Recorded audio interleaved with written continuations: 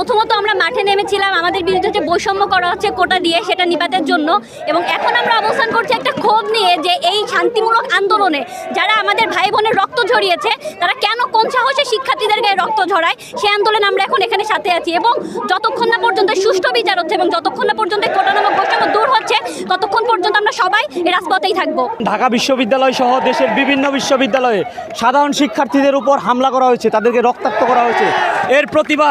এর প্রতিবাদ জানানোর জন্য খুলনা বিশ্ববিদ্যালয় আজকে খুলনার সকল শিক্ষা প্রতিষ্ঠান নিয়ে রাজপথে নেমেছে। আমরা সরকারকে আহ্বান করব, অতি দ্রুত আমাদের আন্দোলনকে মেনে নিন, আমাদের দাবিকে মেনে নিন, না হলে রাজপথে এর থেকে দুর্বার আন্দোলন করা হবে। এবং আমরা দেখেছি যে আমাদের শান্তিপূর্ণ আন্দোলনে অনেক উস্কানি দেওয়া হচ্ছে, অশান্তির সৃষ্টি করার চেষ্টা করা হচ্ছে। এর তীব্র নিন্দা এবং ঘৃণা প্রকাশ করছি আমরা। আজকে আমাদের মাঠে নামার কারণ একমাত্রই যে আমরা গতকাল বিভিন্ন বিশ্ববিদ্যালয়ে দেখেছি যে আমাদের ছাত্র ভাইদের উপর